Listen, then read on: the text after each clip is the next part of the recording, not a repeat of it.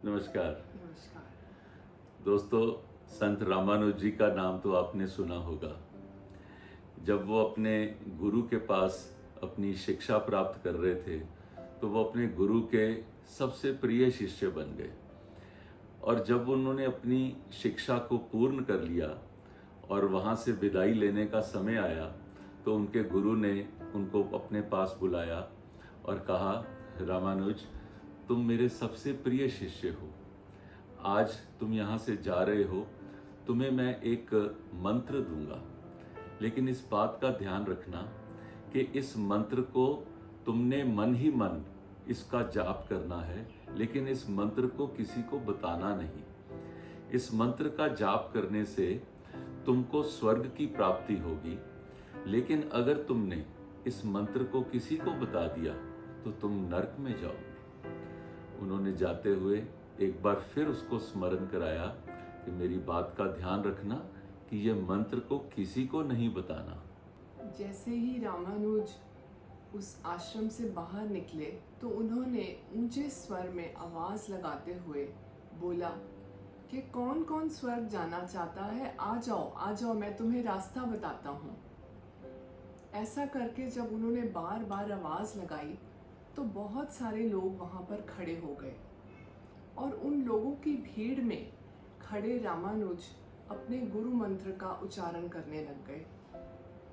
बाहर का शोरगुल सुनकर गुरुजी बाहर आए ये देखने के लिए कि आश्रम के बाहर क्या हो रहा है। जब गुरुजी ने देखा कि रामानुज गुरु मंत्र को जोर जोर से उच्चारण कर रहे हैं और सब लोगों को सुना रहे हैं तो उनको बहुत गुस्सा आया।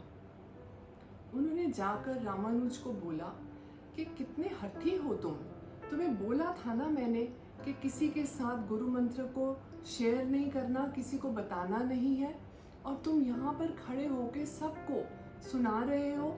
बात नहीं मानी तुमने मेरी, तुम जरूर नरक में जाओगे।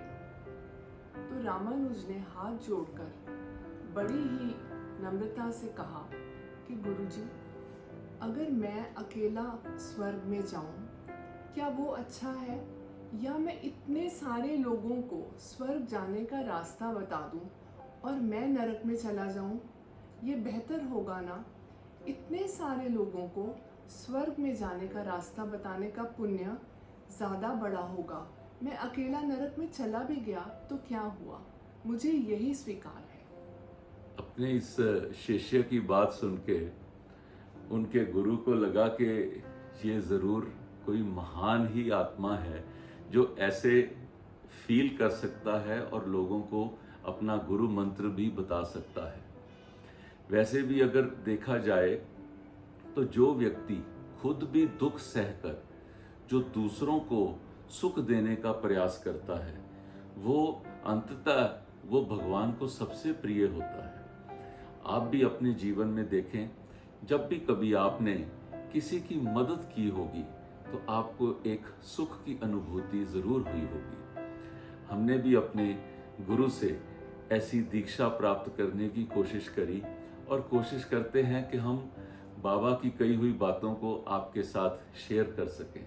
बाबा हमेशा कहते थे, मानव सेवा ही माधव सेवा है। Service to man is service to God.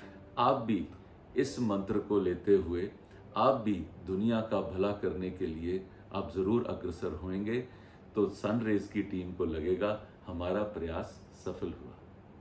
धन्यवाद। अगर आपने हमारे वीडियोस नहीं देखे हैं तो नीचे दिए गए किसी भी लिंक पर क्लिक करें और लॉग इन करें।